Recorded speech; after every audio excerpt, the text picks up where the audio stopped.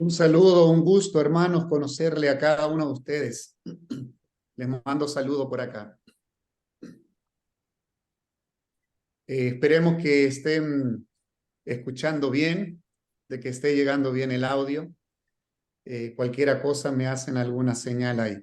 Pero estamos contentos de poder compartir con ustedes la palabra de Dios. Sin duda alguna siempre es un bálsamo para nuestras vidas en estos tiempos de crisis, de dificultades. Solo la palabra de Dios puede reavivarnos en estos tiempos en los cuales estamos atravesando. Bien, agradezco mucho al pastor Emil por esta invitación. Ya aproximadamente un par de semanas atrás habíamos conversado y hicimos el espacio para estar aquí. Mi nombre es Jonathan Solís, soy de origen panameño. Me casé con una chilena, mi esposa es chilena. Migramos de Panamá para Chile ya hace unos 12 años y tenemos la dicha de tener dos hijitos que nacieron aquí mismo en este país.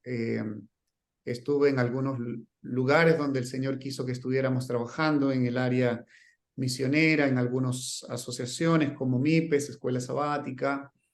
Y ahí nos mandaron como misioneros a Uruguay por unos 5 años, donde ahora estamos retornando como misioneros interunión nuevamente a nuestra base, nuestro país base, que es Chile, el que hemos escogido para ello. Así que aquí gustosamente estamos desde la iglesia, prácticamente una de las iglesias más emblemáticas del país. Está aquí en la capital, en un lugar bastante importante de residencias de estatus altos, y es un desafío cada vez hacer proyecciones para alcanzar este tipo de personas, pero estamos orando y pidiendo a Dios y ayunando como iglesia para que Dios pueda abrir los caminos y nos pueda sorprender con su Espíritu Santo y pueda hacer grandes cosas a través de nuestro lugar acá. Bien, sin más, voy a compartir con ustedes lo que vamos a conversar en esta noche. Voy a compartir, allí me avisan si se puede ver. Sí, perfecto. Ahí, bueno, presento a mi familia. Ella es mi esposa, se llama Ruth Noemí y son nuestros dos peques que tenemos, Jonathan David y Gesiel Iván. Así que como familia estamos contentos de poder disfrutar el ministerio. Bien, vamos a hablar de lo que se había anunciado para esta tarde. Bueno, para ustedes tarde, porque creo que todavía el sol ilumina esos lares, creo. Para nosotros estamos ya casi en 10:40 de la noche. Pero dije, voy a hacer un par de muecas. Así que vamos a hablar un poco del sacerdocio a todos los creyentes, un tema que quizás muchos de ustedes han escuchado anteriormente, pero siempre es bueno repasarlo, siempre es bueno ver lo que la palabra de Dios enfatiza sobre este tema importante. Y quiero iniciar con un texto bíblico que está acá, muy conocido por todos ustedes. Mas vosotros, dice el apóstol Pedro, mas vosotros sois linaje escogido, real sacerdocio, nación santa, un pueblo adquirido por Dios para que anunciéis las virtudes de aquel que os llamó de las tinieblas a la luz admirable. Cuando nosotros leemos este texto del Nuevo Testamento, tenemos que pensar que el apóstol Pedro está enviando a sus lectores al Antiguo Testamento. él está está retomando la figura de lo que se había dicho de el sacerdocio, que nace realmente allí en el Antiguo Testamento. Ahí nosotros podemos ver, por ejemplo, si nos vamos al origen de ello, en Éxodo capítulo 28:1, es donde Dios hace el llamado al sacerdocio oficialmente. Ahí se le dice a Aarón, harás llegar delante de ti a Aarón, se le dice a Moisés, a tu hermano y a sus hijos, de entre los hijos de Israel, para que sean mis sacerdotes. Aarón y Nabat, Abiú, Elazar e Itamar, hijos de Aarón. O sea que oficialmente aquí se elige una clase específica y especial para que fueran los sacerdotes del Antiguo Testamento en Israel. Pero vamos a ver tres cosas importantes del sacerdocio en el Antiguo Testamento, por lo menos para comprender de qué se trataba un poco el tema del sacerdocio. En primer lugar, nosotros tenemos que ver o saber que el sacerdote desarrollaba su ministerio dentro de un templo o dentro del templo que Dios había puesto para que fuera la morada de Dios para realizar su ministerio. No se podía ofrecer sacrificios fuera del templo. Tenían que ser sacrificios en el lugar que Dios había elegido. Por lo menos estoy hablando después que el templo se instituyó. Antes del templo vemos a Abraham haciendo sacrificios, vemos haciendo algunos altares, pero después que se levanta el santuario, o ese lugar oficial donde Dios se encuentra y le habla a su pueblo directamente, y es donde también se van a colocar los elementos que van a distinguir y van a tener un alto contenido simbólico de la salvación o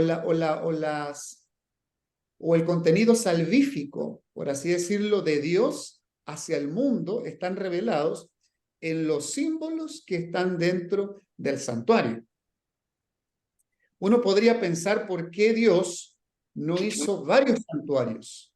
Podría haber muchos santuarios, podían haber muchos más sacerdotes y podían ser otra clase de personas los que dirigían el sacerdocio. De esa forma podrían cubrir o atender quizás diferentes personas en diferentes lugares y no necesariamente tendrían que estar todos obligados a ir a Jerusalén para ser, por así decirlo, administrados por los emblemas santos o sagrados.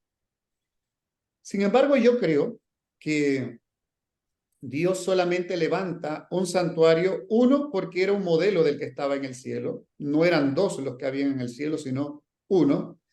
Pero este se podría haber replicado. Se podía haber replicado en varios otros santuarios.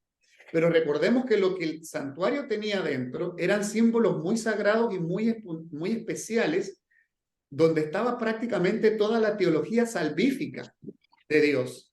Por lo que Dios tenía que asegurarse de que lo que ahí se iba a hacer tenía que ser administrado, cuidado, respetado, ordenado en un lugar específico y no en diferentes réplicas.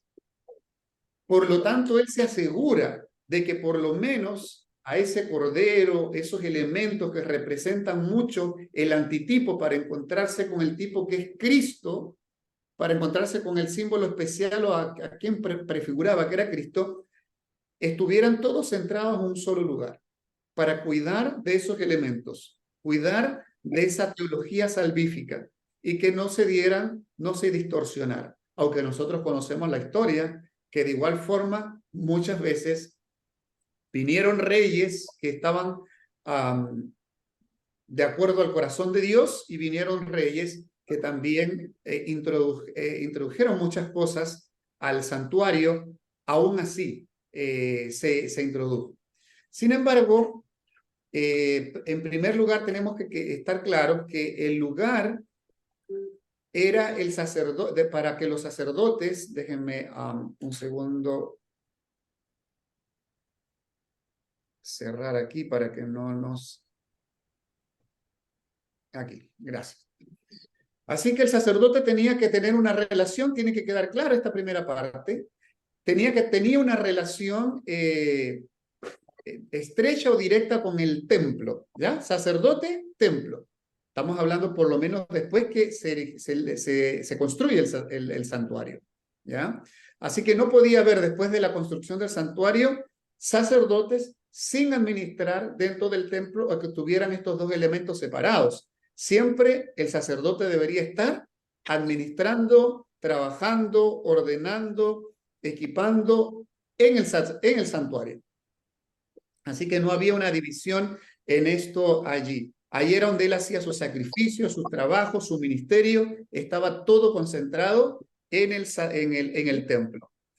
Segunda cosa que nosotros podemos también mencionar es que, recuerden ustedes, ya leímos el versículo de Éxodo 28:1, donde Dios llama por primera vez, le dice a Moisés por primera vez cuál va a ser la clase o la línea del sacerdocio que va a administrar los emblemas sagrados. Por lo que podemos mencionar en segundo lugar, en el sacerdocio, no cualquiera lo podía ejercer. De hecho, tenía que ser de la línea de la familia de Aarón y ellos eran los que podían tener el privilegio, por así decirlo, de administrar los emblemas o los símbolos santos y sagrados. Por lo que una clase especial que solo podía administrar los emblemas eran los sacerdotes. Así que en primer lugar, tenía que haber un santuario. Trabajaban, tenían una relación directa con el santuario, los sacerdotes. En segundo lugar, los sacerdotes venían de una línea o de una clase especial, donde ellos no podía ser cualquiera sacerdote. Había una línea, había una línea sucesiva de los que podrían ser sacerdotes en el santuario. Así que esta clase especial se va a trabajar o administrar en el santuario por muchos años en el Antiguo Testamento. Así que solamente ellos podían ser esa línea sacerdotes. Cuando el apóstol Pedro habla que somos real sacerdocio, nación santa, está bastante, por lo menos la gente que le está leyendo, está escuchando, está bastante familiarizada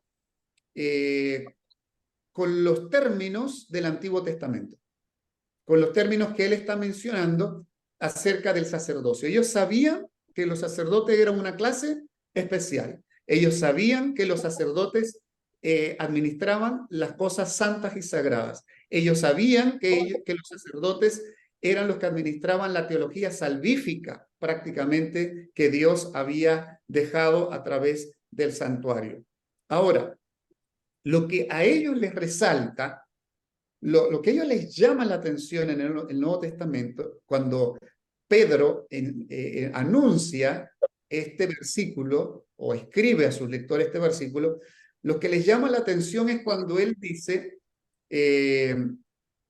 o menciona la nueva modalidad, donde ya el sacerdocio no iba a ser exclusivo de una línea sucesiva de personas, sino que ahora él está refiriéndose e incluyendo, al hablarle a ellos, a su público, le está hablando a un público de creyentes, no a una línea de descendientes de sacerdotes. Y a esos creyentes, él le dice, ustedes, nosotros, somos real sacerdocio. Entonces hay ahí una relevancia para aquellos que están escuchando eso, porque ellos dicen, nosotros tenemos claro el sacerdocio del Antiguo Testamento, tenemos claro quiénes son la clase especial, pero que tú nos vengas a decir que nosotros somos ahora también real sacerdotes, somos sacerdotes originales del Señor, o sea, eso es algo que nosotros desconocemos, o sea,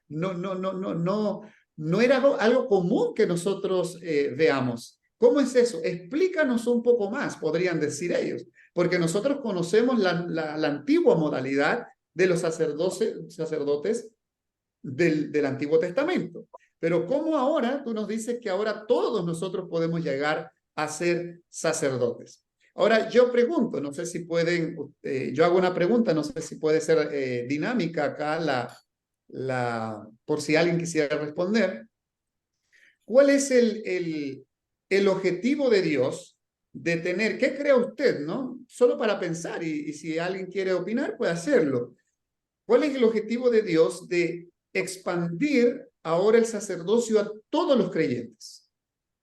¿Por qué no lo deja tal y cual está en el Antiguo Testamento? ¿Por qué no sigue esa línea de sucesión? ¿Por qué ahora el sacerdocio debe ser expandido a todos los creyentes? ¿O por qué no fue así siempre al principio? ¿Qué piensan ustedes?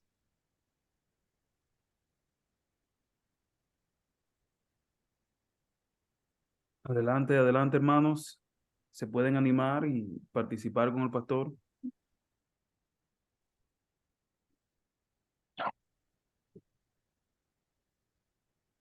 Podríamos tener quizás toda la expansión del sacerdocio de todos los creyentes en el Antiguo Testamento, quizás perfectamente también.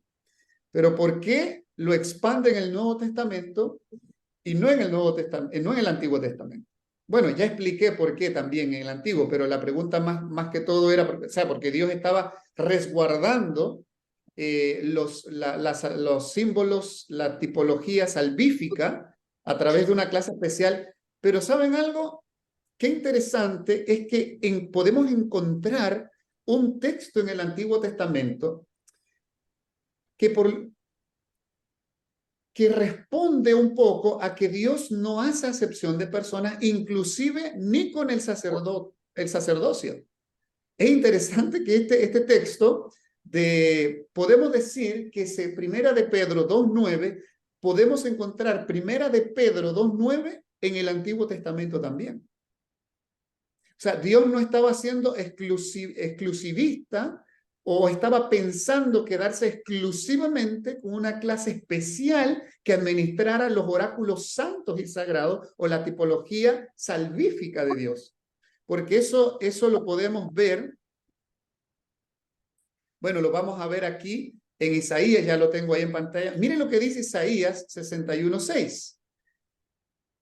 Isaías 61:6. ¿Hay alguien que desee leerlo? Parece más argentino que chileno. Bien, lo voy a leer. Dice, y vosotros seréis llamados sacerdotes de Jehová, ministros de nuestro Dios seréis llamados. Comeréis las riquezas de las naciones y con su gloria seréis sublimes. Mire qué interesante, gracias pastor. Interesante saber que aquí, ¿quién está hablando? Dios le está hablando a Isaías, o Isaías está transmitiendo un mensaje, pero no le está transmitiendo este mensaje a la familia de Aarón. No le está transmitiendo este mensaje al linaje del sacerdocio según la línea sucesiva de los sacerdotes. Está haciéndoles una promesa prácticamente a todo el pueblo de Israel. O sea, ya en el Antiguo podríamos nosotros decir que Primera de Pedro 2:9, que Isaías 61:6 es el Primera de Pedro 2:9 del Nuevo Testamento.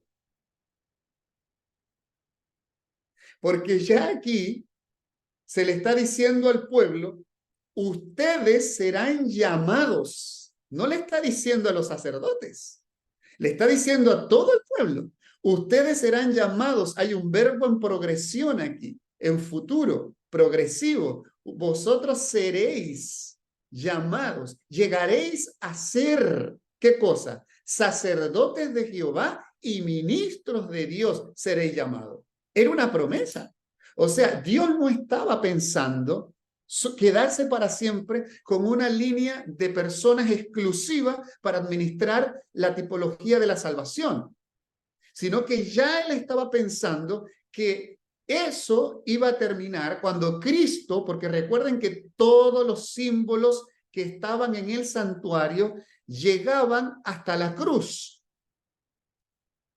Después de la cruz ya no hay necesidad de que existan muchos santuarios ni muchos sacerdotes de clase especial, porque ahora ya el sacerdote toma las riendas, el tipo se encuentra con el antitipo, y el verdadero sacerdote y el verdadero cordero del verdadero santuario ahora estaba tomando su lugar en la cruz del Calvario, y ahora él iba a ser de ahí en adelante el verdadero sumo sacerdote, el verdadero cordero pascual de la salvación, y el cual ahora tiene el poder para subir al cielo y entrar en ese santuario real y verdadero y seguir administrando la salvación por nosotros. Pero recuerden que el que entraba al santuario no eran los sacerdotes, era el sumo sacerdote.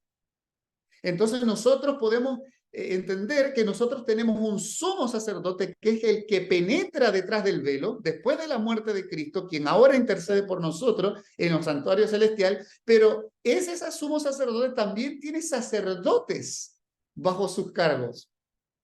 Por eso ahora el apóstol Pedro está diciendo, ahora después de la muerte de Cristo ha venido y se ha cumplido todo aquello. Por lo tanto ahora todos nosotros podemos ser y necesitamos seguir siendo sacerdotes de ahora en adelante, real sacerdotes.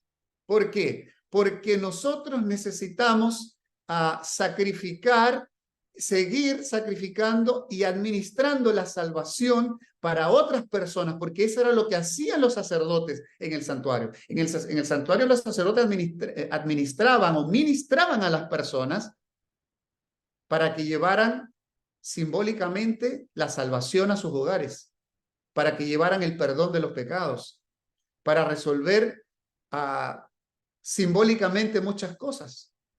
Por ejemplo, cuando un sacerdote agarraba un cordero para degollarlo, no era agradable agarrar un cordero que era inocente y que lloraba, o sea, gemía, y que ahora tuviese que meter la daga en su cuerpo, verlo cómo se desangraba. Dios, a través de eso, ese sacrificio, quería mostrarle al sacerdote varias cosas. Por lo menos, le mostraba al sacerdote que el pecado produce dolor, que el pecado afecta la vida inocente de alguien mayor.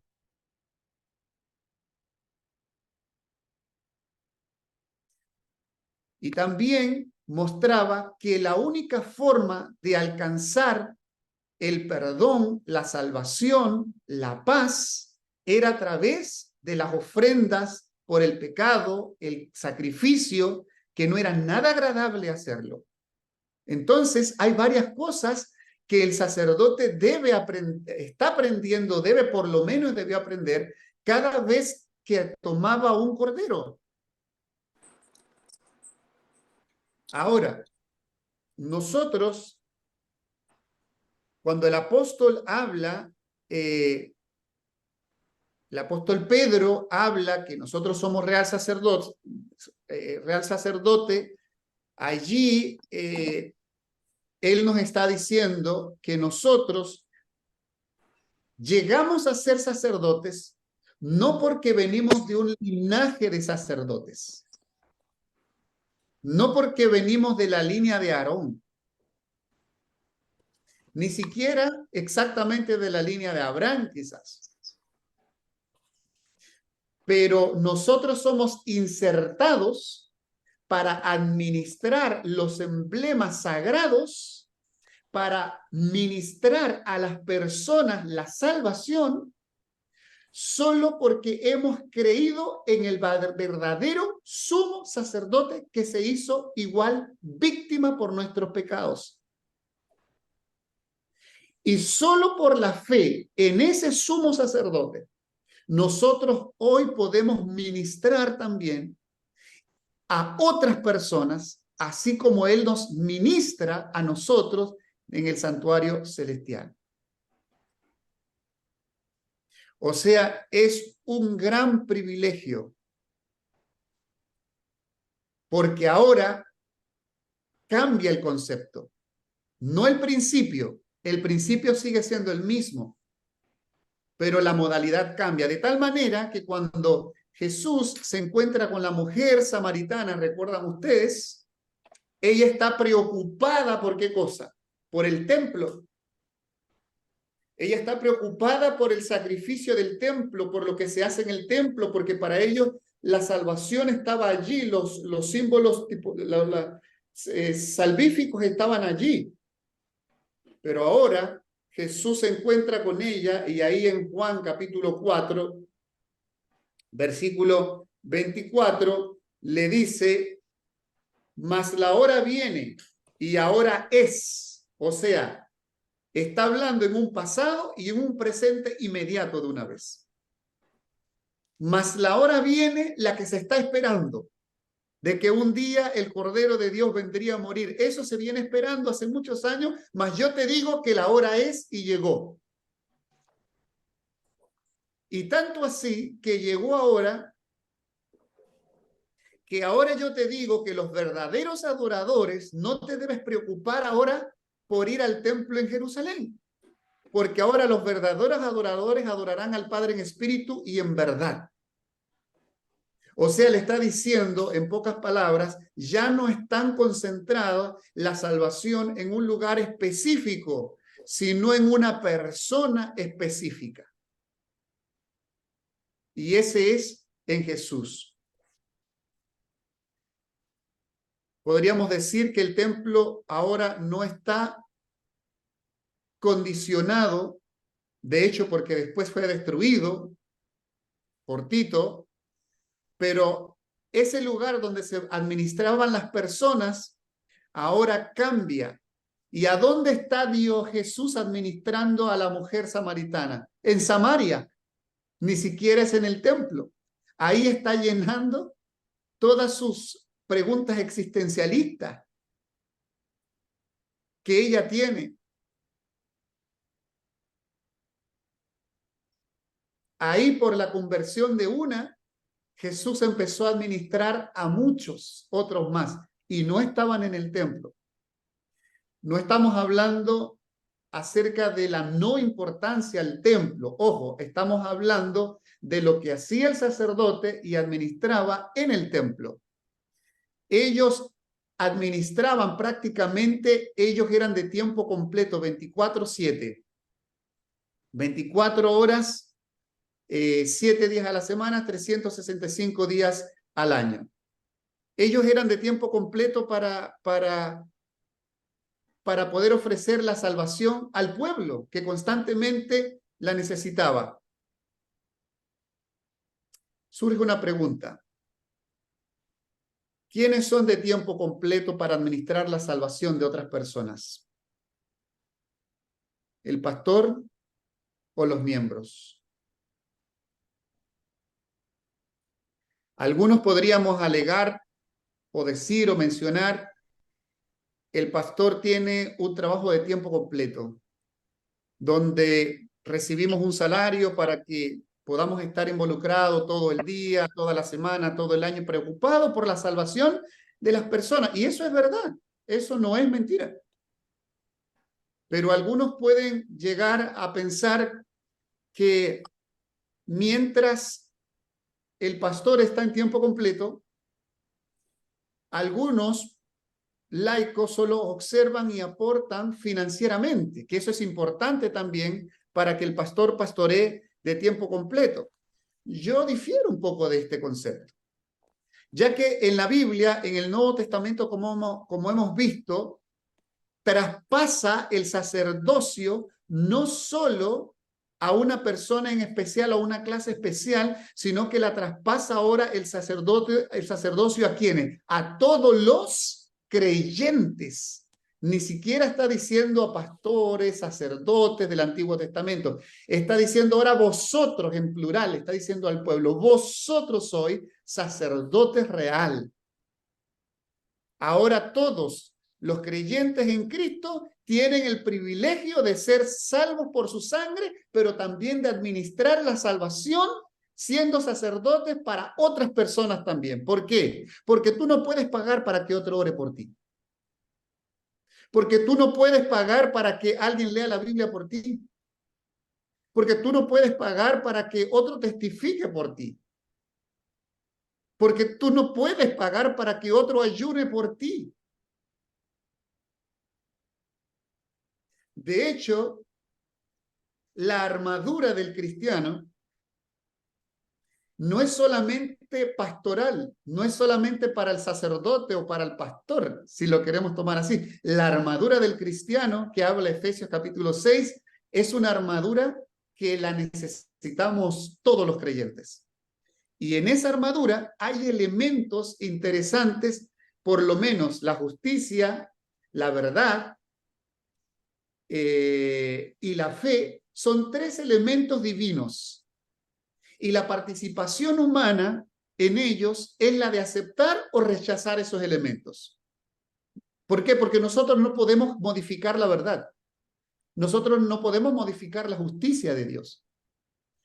Nosotros no podemos modificar la fe que ya Él nos dejó. Simplemente nuestra participación humana en eso es la de aceptar o rechazar lo que Él nos está ofreciendo. Pero hay otros elementos que también son divinos, pero la participación humana es muy alta.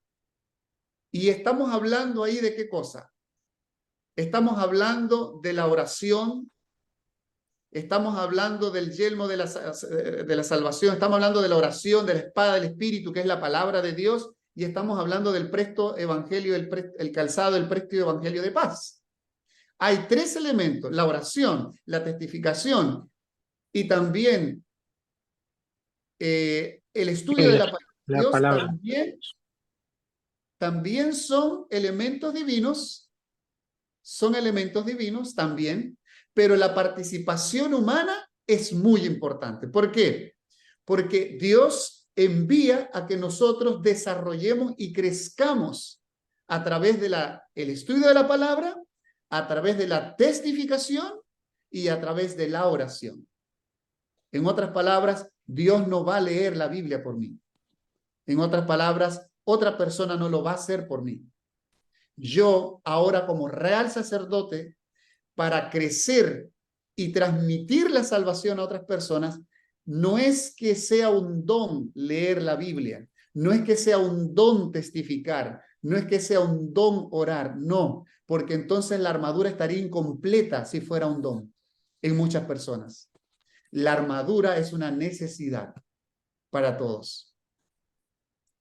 Y por eso ahora, todos, yo podría decir, todos somos de tiempo completo. El ministerio es para todos los creyentes y Dios nos ha dado ese lindo privilegio de que ahora todos podemos ser sacerdotes. ¿En qué sentido? En que ahora nosotros podemos, yendo en un bus, en un autobús, yendo en un metro, yendo en un Uber, hablando con alguien que abrió alguna pregunta interesante con inquietudes espirituales en el trabajo, en la escuela, en la universidad, en el negocio, nos encontramos una cantidad de gente que vive por la vida vacía en busca de respuestas. Respuestas que solo los nuevos sacerdotes en Cristo tienen y les pueden dar. Pastor, Amén, dígame. cuando habla de real sacerdocio, se está hablando al hombre en forma genérica, ¿verdad? Incluye a la mujer también. Correcto, totalmente, hermano. Gracias. Sí, no hay de qué. Por lo tanto, nosotros, miren, yo les cuento un poquito rapidito para ir terminando. En estos días fui a ver unas cortinas a un negocio y porque se quieren poner unas cortinas en el templo. Entonces me estaba esperando una persona y no sabía que el administrador del templo había llamado y le iba a decir, va el pastor para allá. Entonces ahora llegué y me dijo, usted es el pastor. ¿Le gustaría que le llame pastor o que le diga Jonathan? No, como guste, le dije, no hay problema. Empezamos a hablar 30 minutos de la cortina y antes de irme, no sé si le di la confianza o qué, pero me pregunta, ¿sabes qué? Siempre he tenido una curiosidad. ¿Qué es el alma y qué es el espíritu?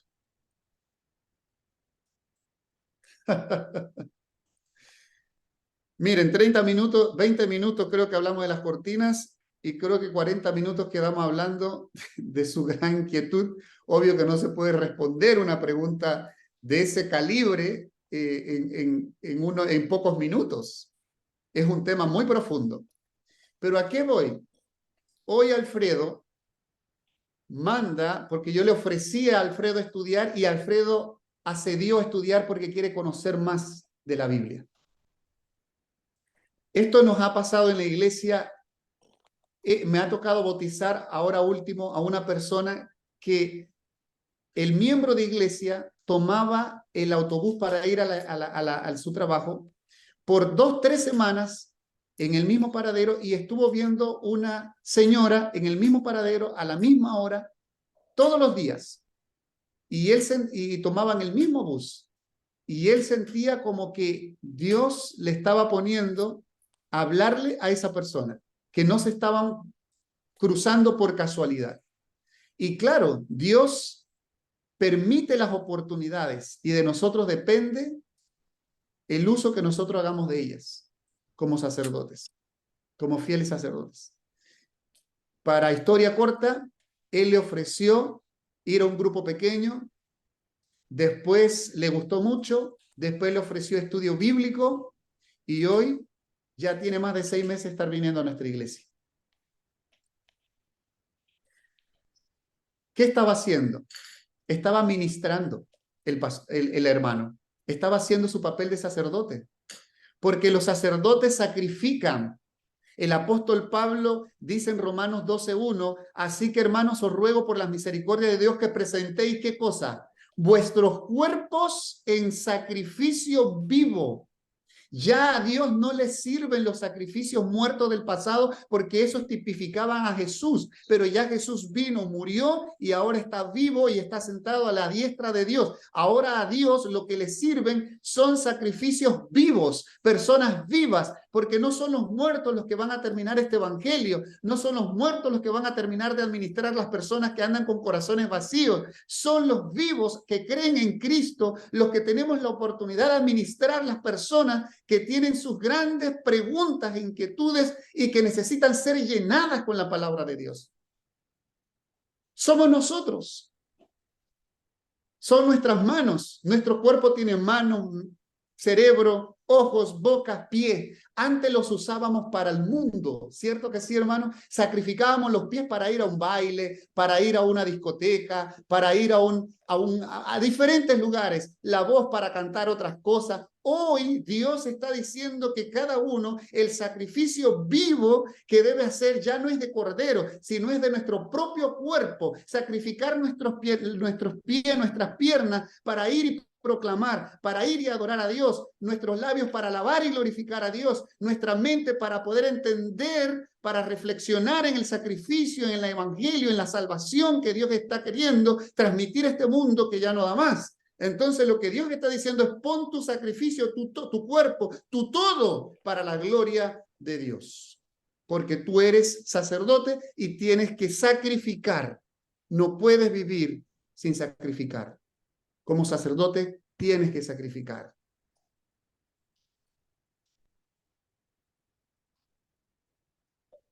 Y yo termino con un texto que dice en Romanos 10, versículo 5, ¿y cómo predicarán si no fueren enviados?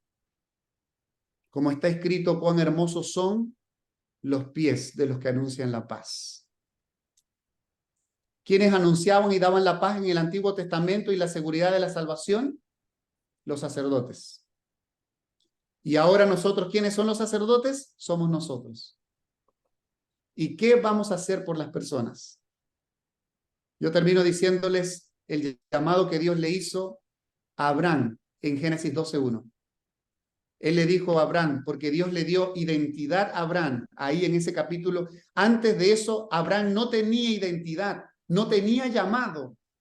Era un cristiano nada más. Como cualquiera que de repente vaya, es un cristiano nominal, va y se sienta, sacrifica, da su diezmo, da sus ofrendas. No tenía un llamado, no tenía una perspectiva para dónde iba. Antes de ese capítulo, usted no va a encontrar un llamado para Abraham así. Pero ahí en Génesis 12:1, Dios dice, Abraham, tengo un llamado para ti. Te voy a dar identidad, te voy a dar propósito. Y le dice, tú serás bendición y en ti serán benditas todas las naciones, Abraham. ¿Qué está diciendo Dios?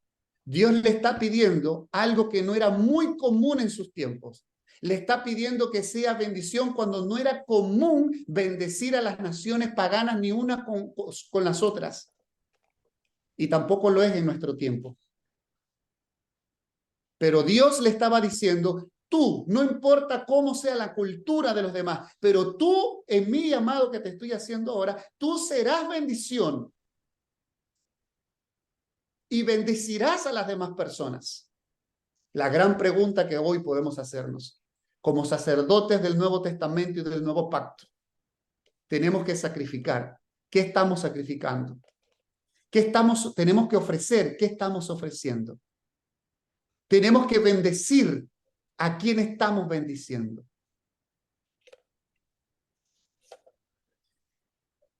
Hay una lámina que presento acá, la última, que dice, ahí podemos ver un sacrificio muerto, era lo que se ofrecía en el Antiguo Testamento. Pero ahora, en el Nuevo Testamento, después de la muerte de Cristo, ¿qué vemos? Señor, ¿qué quieres que yo haga? Hay una pregunta ahí. Y Dios responde, quiero que seas un sacrificio vivo. Que vivas para mi gloria, bendiciendo como sacerdote del nuevo pacto. Que vivas para mi gloria y lleves y administres los emblemas de la salvación, del perdón, de la esperanza, la lleves a otras personas, si no, no eres sacerdote. Tenemos que ofrecer, algo que ofrecer y algo que dar para ser sacerdotes de aquel sumo sacerdote que también está dando por nosotros en el santuario celestial para nuestra salvación.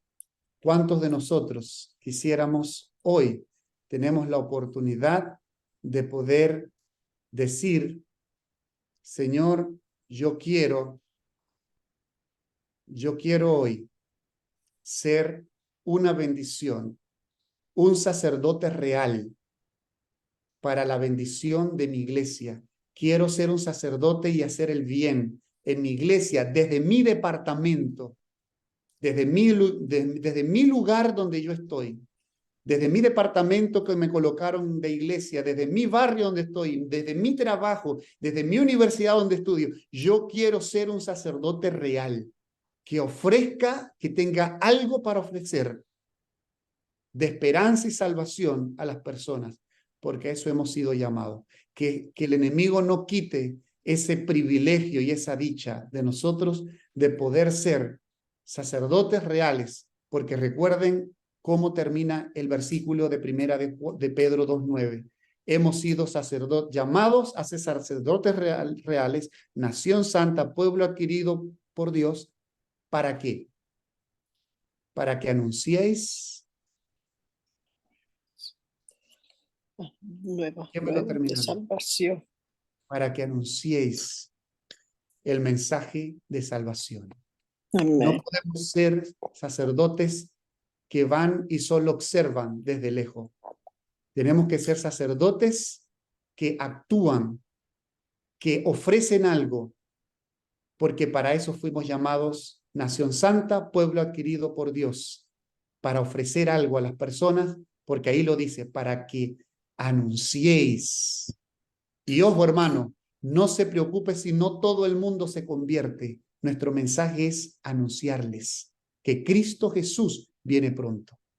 Y en ese anunciar, no solo salvamos a otros, sino que nos estamos salvando y activando a nosotros mismos también. Por eso es importante anunciar el Evangelio como fieles sacerdotes reales. Que Dios nos bendiga en esta noche.